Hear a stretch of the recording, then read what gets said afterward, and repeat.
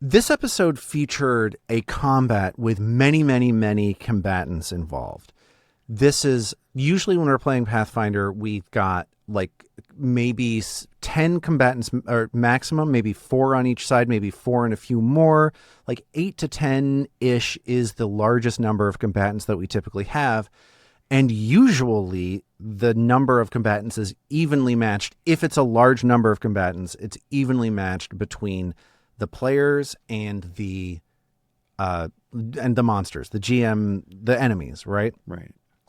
This combat was like a 3-way battle with our 4-player characters and then like 8 more allied characters along with our heroes, with our player characters, and then like 6 enemy combatants against the whole group. So it was something like 20-ish combatants in this fight. And it was, if you've listened to the episode that we're talking about, it was difficult. It's hard to run Pathfinder. It's hard to run, in my opinion, any like D20 D&D derived system that I've ever had any experience with that number of combatants and without asking players to sit through tons and tons of downtime or having the GM sort of like fiddle playing with their own toys for very long stretches of time. So I just want to talk generally, Armat, about how do you feel about large combatant counts, combats in this kind of game, and if you'd like to, we can talk through different approaches that we didn't take in the episode we're talking about, or some that we did. So what do you think, Armat? What are your initial reactions to this? Honestly, my initial reaction is I just want to say how smoothly it came out in the record, because I think you were doing a ton of heavy lifting in the back end, and you never let us see you sweat, basically. And I had the flu at the time. Yeah. I was feeling very, very bad.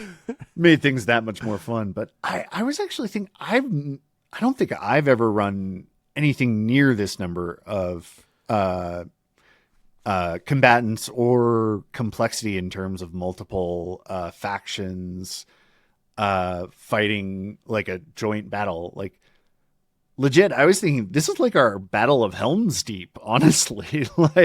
Yeah. It definitely has. There was a comment on the premiere last night where somebody in the chat said like this is like listening to audio descriptions of the combat scenes from the Return of the King.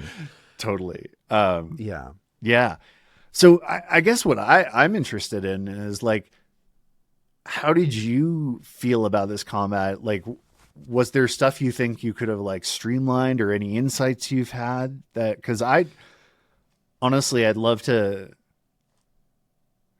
I think there's no, I'm not going to say that cause that's a spoiler for another game. Ooh, so, okay.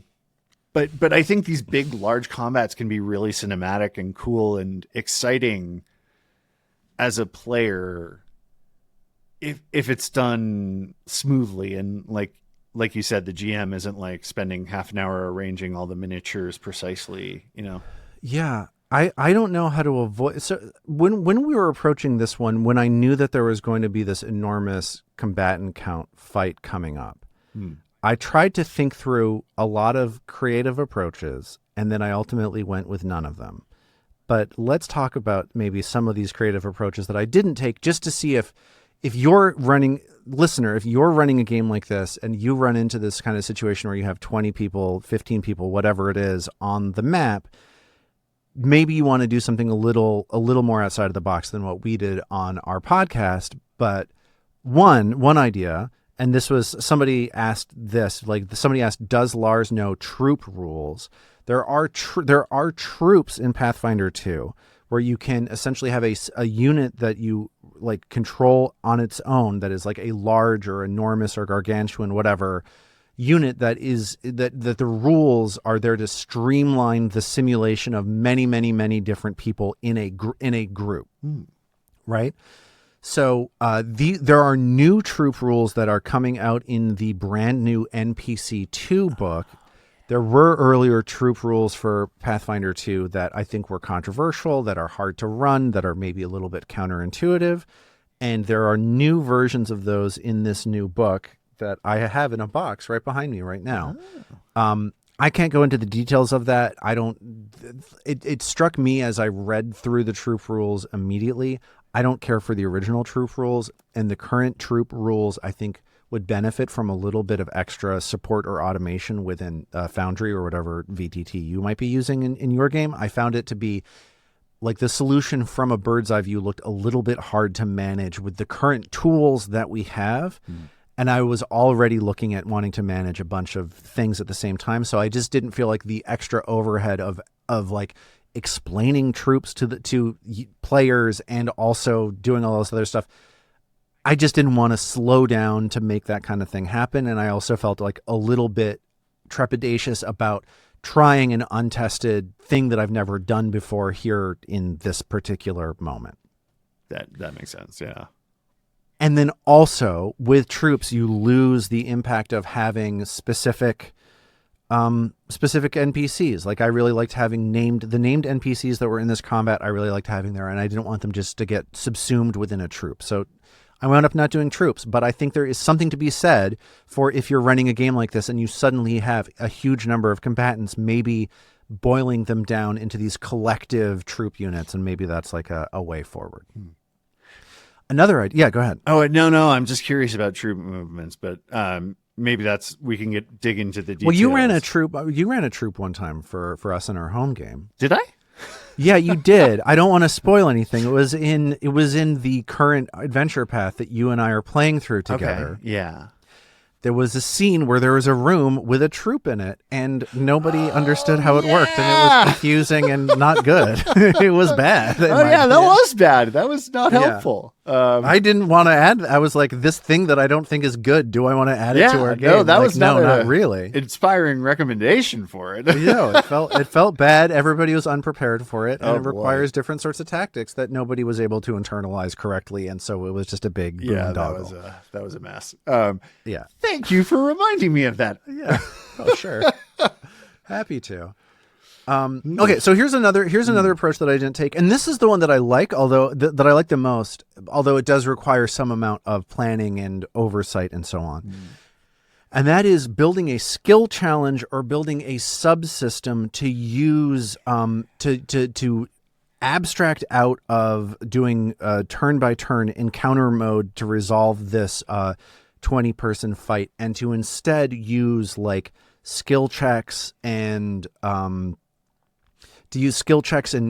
point thresholds. Like you do skill checks of certain skills to earn certain amounts of points to demonstrate the amount to which you're fighting back against the approaching enemy. And once you hit certain thresholds, some of the enemy dissipate.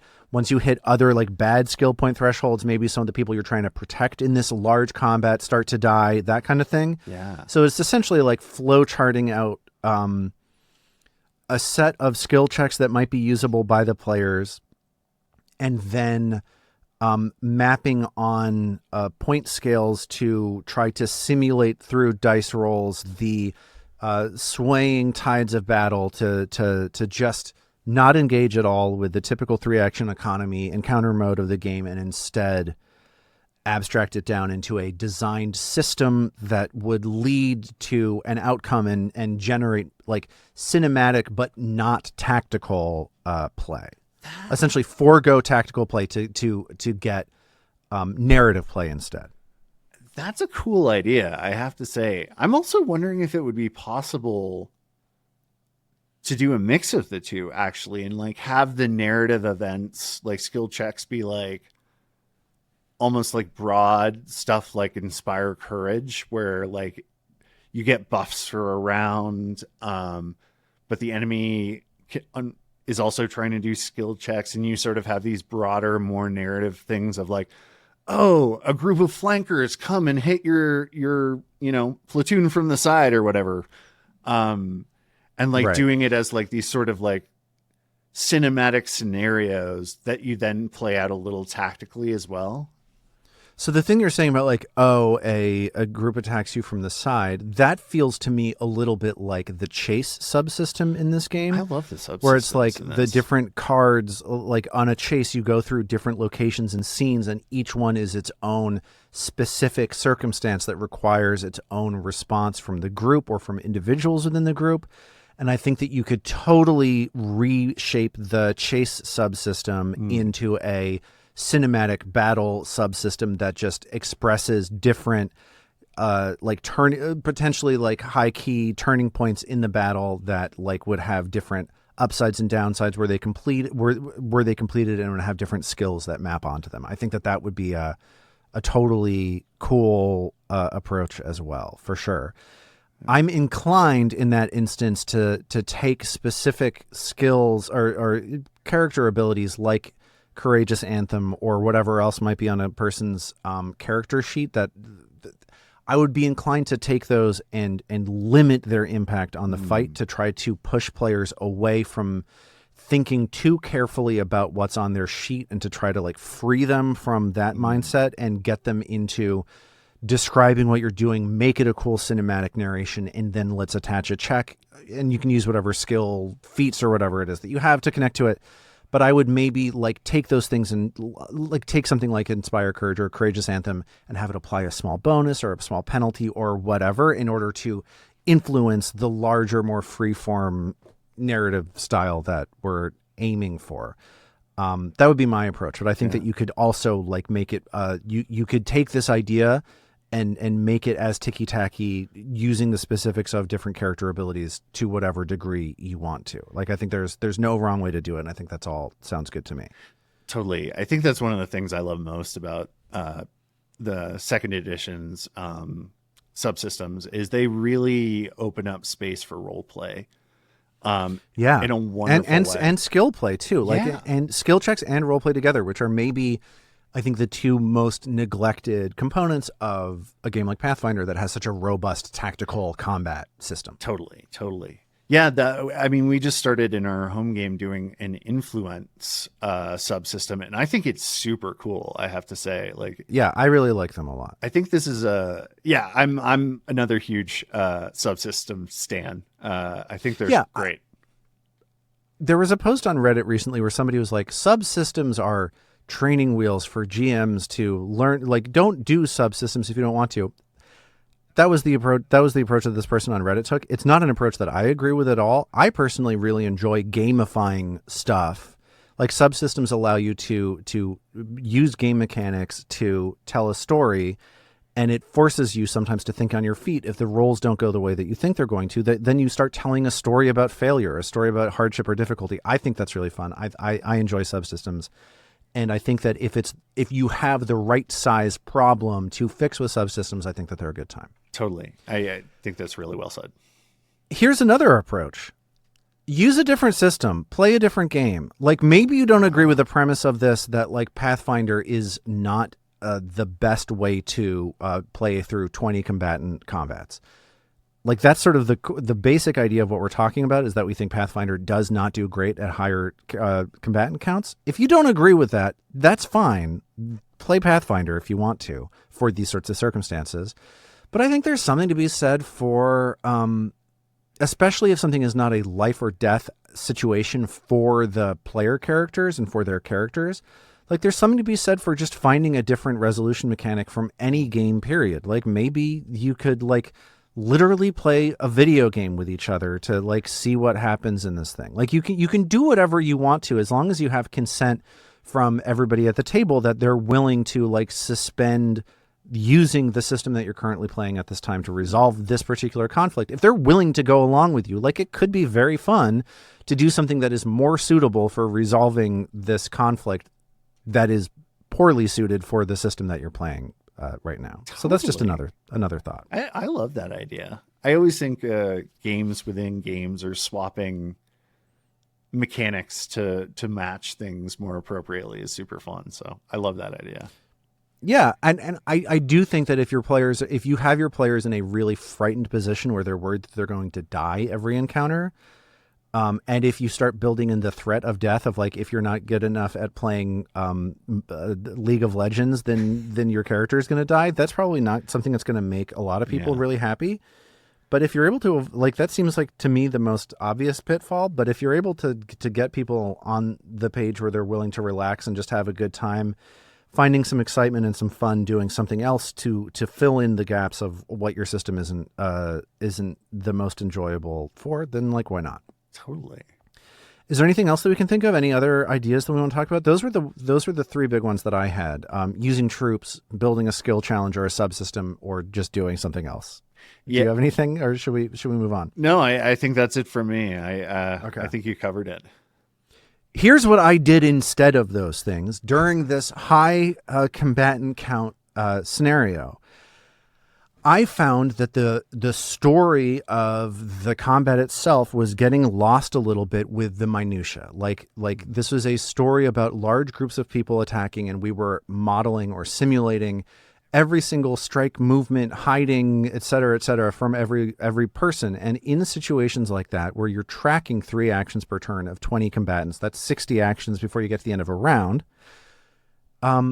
It's easy to lose track of the bigger picture of the narrative, and that means that people are just listening to details. So I added my own narrative, which was my own frustration, just playing up, like trying to give the people at the table, if they're not entertained by the story of this larger combat, they can at least be entertained by the story of me losing my mind and struggling to stay on top of 13 different spreadsheets at the same time while keeping things moving smoothly and contending with whatever mistakes come up and that kind of thing. I think there's nothing wrong with this. I think that if you feel, this is just the way that I feel about games, where I kind of feel like games are a shared experience of each person trying to entertain everybody else at the table and each person trying to in turn be entertained by everybody else at the table. That's kind of the way that I feel about games, period.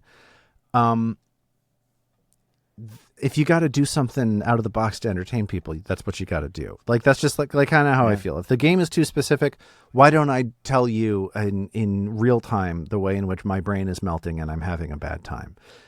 And if that's helping you have a good time, then I'm doing my job, is kind of the way that I feel about it. Yeah. And all I can respond to that again is, I totally cast Stagnate Time again.